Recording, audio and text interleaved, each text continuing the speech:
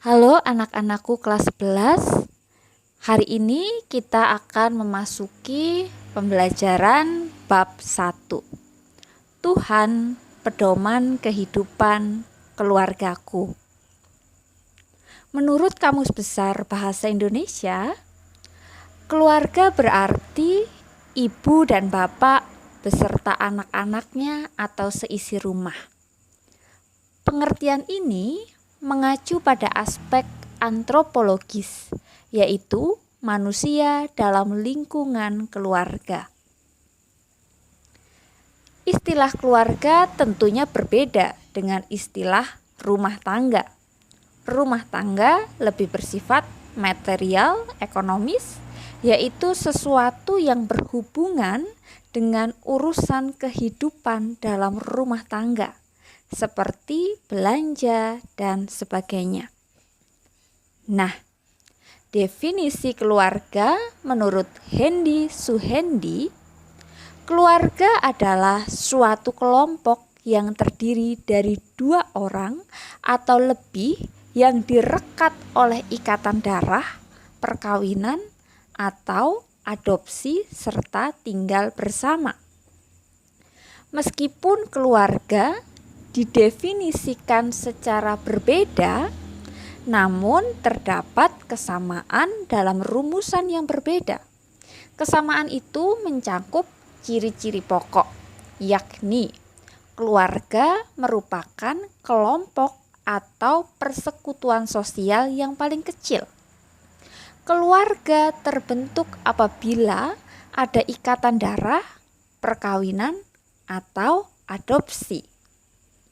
Keluarga merupakan suatu persekutuan yang berawal dari 2 orang yang berbeda jenis kelamin yang diikat dalam ikatan pernikahan.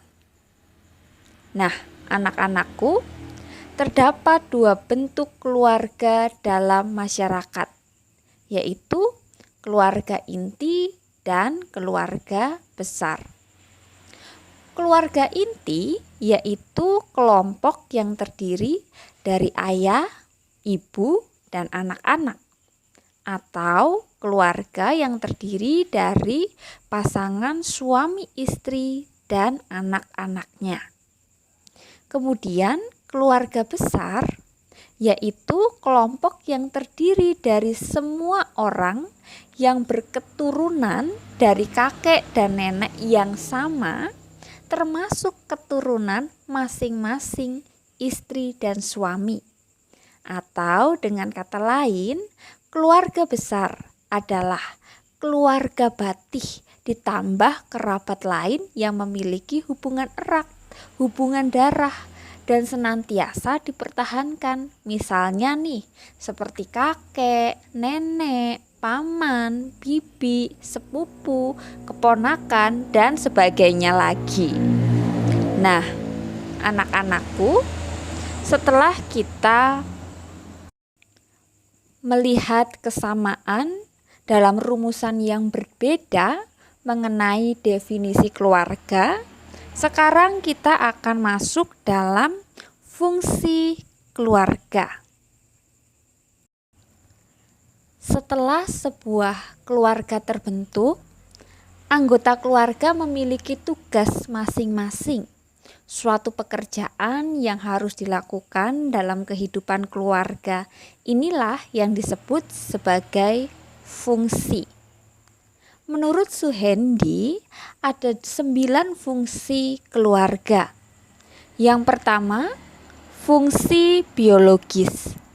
Berkaitan dengan pemenuhan kebutuhan biologis dan seks suami istri untuk menghasilkan keturunan, untuk memenuhi kebutuhan gizi keluarga, serta memelihara dan merawat anggota keluarga secara fisik.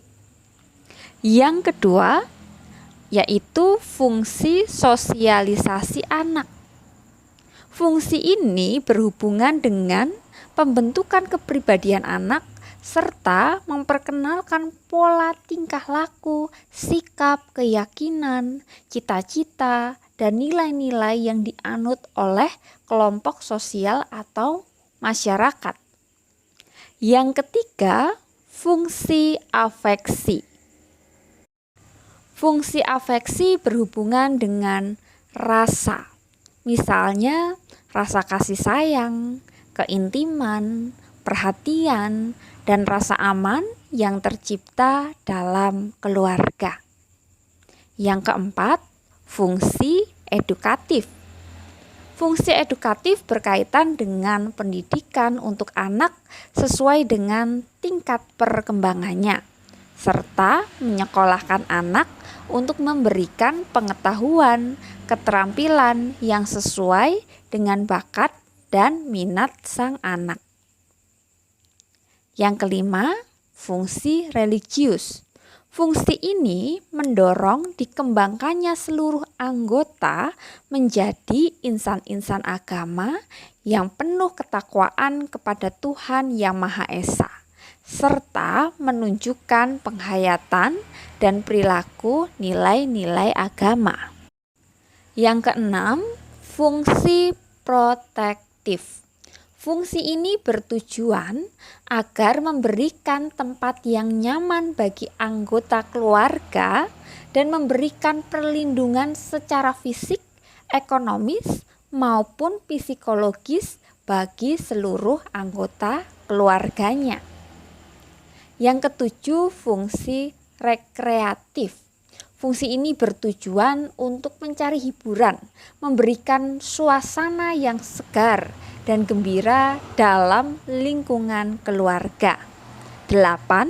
Fungsi ekonomis, yaitu berkaitan dengan orang tua yang mencari sumber-sumber penghasilan untuk memenuhi kebutuhan keluarga dan pengaturan penggunaan penghasilan keluarga untuk memenuhi kebutuhan keluarga. Yang terakhir, yang kesembilan, fungsi status sosial. Keluarga akan mewariskan kedudukannya kepada anak-anaknya, karena kelahiran anggota keluarga biasanya dihubungkan dengan sistem status ini. Selain itu, status individu juga dapat berubah melalui perkawinan dan usaha-usaha yang dilakukan seseorang. Itu tadi 9 fungsi keluarga menurut Suhendi. Dan sekarang kita akan memperhatikan 3 fungsi keluarga menurut iman Kristen. Yang pertama, sebagai teman sekerja Allah dalam mengelola alam semesta dan segala isinya. Yang kedua, sebagai lembaga pendidik utama dan pertama. Yang ketiga, sebagai wadah semua anggota keluarga dalam mengekspresikan kasih, kesetiaan, dan sikap saling menghormati.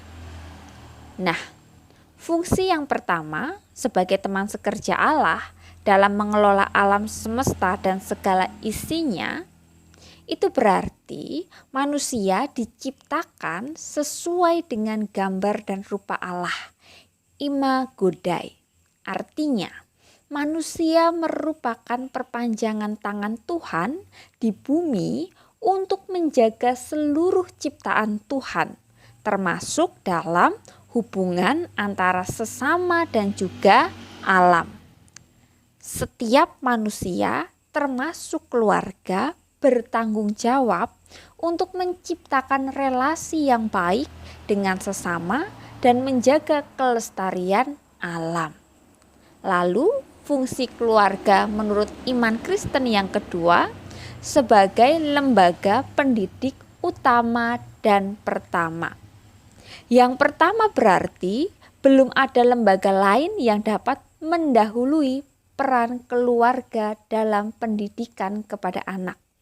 Yang dimaksud dengan yang utama berarti belum ada lembaga lain yang mengungguli perannya dalam pendidikan. Dengan kata lain, keluarga menjadi lingkungan dasar, penerapan dan pembentukan nilai-nilai kehidupan sesuai dengan ajaran Kristiani. Nah, poin yang ketiga, sebagai wadah semua anggota keluarga dalam mengekspresikan kasih, kesetiaan, dan sikap saling menghormati. Artinya setiap anggota keluarga berkewajiban menciptakan lingkungan keluarga yang harmonis dengan menghayati dan melakukan ajaran-ajaran Kristiani sehingga dampaknya dapat terpancar dalam lingkungan masyarakat yang lebih luas. Itulah 3 fungsi keluarga menurut iman Kristen. Sekarang kita masuk dalam peran Allah dalam kehidupan keluarga. Rasul Paulus menyebutkan bahwa keluarga Kristen harus hidup dengan menjadikan Kristus sebagai kepala keluarga. Terdapat dalam 1 Korintus 11 ayat yang ketiga. Dan kita juga dapat melihat bagaimana pernikahan di Kana dalam Yohanes 2 ayat 1 sampai yang ke-11. Menjadikan Kristus sebagai pedoman, pemimpin, dan sebagai kepala keluarga artinya menjadikan seluruh ajaran Tuhan Yesus sebagai acuan hidup berkeluarga. Setiap anggota keluarga Kristen perlu menyadari penyertaan Tuhan dalam kehidupan mereka dengan perilaku yang menjunjung tinggi nilai-nilai kekristenan dalam tindakan konkret. Selanjutnya, mari kita perhatikan bagian berikut mengenai keterpautan. Di sana ada Tuhan Yesus, ada Allah Bapa, dan ada keluarga. Keterpautan secara sadar dengan Kristus dalam keluarga akan menggerakkan semua anggota keluarga untuk membangun relasi yang semakin akrab dan intim dengan berpola pada relasi antara Tuhan Yesus dengan Allah Bapa dan Tuhan Yesus dengan keluarga yang mengasihi dengan kasih agape. Apa yang dimaksud dengan kasih agape? Kasih agape ya ini kasih tanpa pamrih, kasih yang melayani, mengampuni, dan memberi seperti yang diajarkan oleh Yesus. Berbeda dengan kasih eros, yakni kasih yang mengingini dan mencari kesenangan diri sendiri. Anak-anakku, Tuhan adalah pribadi yang membentuk sebuah keluarga. Tuhan menciptakan manusia sepasang, yaitu laki-laki dan perempuan. Dalam Kejadian 2 ayat 21 sampai yang ke-25. Manusia diciptakan berbeda tetapi satu kesatuan. Artinya sama dan sehakikat. Namun diciptakan dengan fungsi yang berbeda agar saling mengasihi dan melengkapi. Sekarang mari kita perhatikan 4 peran keluarga Kristen dalam kehidupan keluarga Kristen secara utuh. Pertama, keluarga sebagai pusat pembentukan kehidupan rohani. Kedua, keluarga sebagai tempat bernaung kudus. Ketiga, keluarga yang mencerminkan kasih Allah secara holistik. Keempat, keluarga sebagai pencerita. Poin yang pertama, keluarga sebagai pusat pembentukan kehidupan rohani. Itu artinya dari keluarga kita mempelajari pola-pola hubungan akrab dengan orang lain. Nilai-nilai, ide, dan perilaku yang berproses hari demi hari, tahun demi tahun. Di samping keluarga juga ada terdapat sekolah, gereja, kelompok masyarakat yang juga berperan dalam membentuk jati diri dan kehidupan rohani. Poin kedua, keluarga sebagai tempat bernaung kudus. Maksudnya adalah Keluarga merupakan tempat penerimaan, pembinaan, pertumbuhan yang memberdayakan anggota-anggota keluarga untuk berperan serta dalam tindakan kasih dan penyelamatan Allah yang terus berlanjut. Bukan berarti kita mencintai dan memuja dan mengisolir diri terhadap masyarakat, tetapi sebaliknya menjadi tempat bernaung kepada anggota keluarga untuk memberikan bimbingan, pertolongan, dan penyelamatan untuk lingkungan. Yang ketiga, keluarga yang mencerminkan kasih Allah secara holistik. Di sini, kehidupan keluarga perlu ditata untuk mencerminkan atau merefleksikan kasih Allah yang memberikan pengasuhan secara fisik, mental, emosional, sosial, spiritual atau rohani kepada para anggotanya. Hal ini juga dikenal sebagai kasih Allah yang bersifat holistik. Dan poin yang keempat, yang terakhir, keluarga sebagai pencerita. Keluarga adalah pencerita yang alamiah, di mana orang yang lebih tua seperti kakek, nenek, ayah, ibu, mereka adalah pencerita utama untuk menceritakan setiap karya-karya Allah di dalam keluarga sebagai kabar kesukaan. Namun sayangnya, orang tua yang bercerita adalah bagian dalam kebudayaan kita yang seringkali kita abaikan. Sekarang mari kita perhatikan poin melibatkan Tuhan dalam kehidupan keluarga. Dalam keluarga Kristen ada hal khas yang berkaitan dengan peran Tuhan dalam keluarga. Peran Tuhan melingkupi seluruh aspek kehidupan keluarga maupun pribadi yang meliputi kehidupan keluarga akan berkat Tuhan, pengampunan, serta pembaharuan oleh Tuhan. Mari kita perhatikan poin dalam berkat Tuhan. Pengertian berkat Tuhan cakupannya sangat luas. Bukan hanya sekedar uang atau hal material lainnya. Berkat Tuhan juga meliputi seperti kesehatan, sukacita, damai sejahtera, kemenangan, umur panjang, kebahagiaan, dan lain sebagainya. Lalu ada poin pengampunan Tuhan.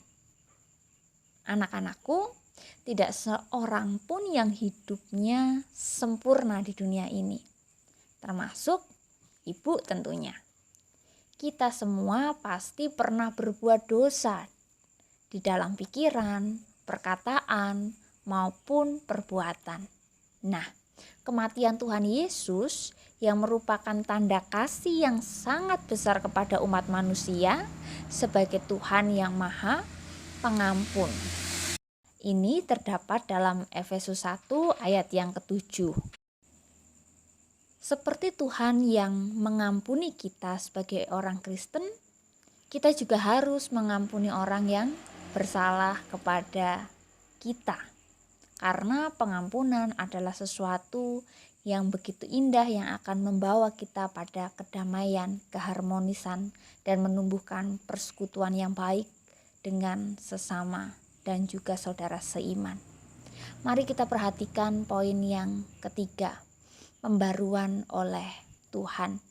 Pembaruan oleh Tuhan sering disebut juga dalam kekristenan sebagai hidup baru.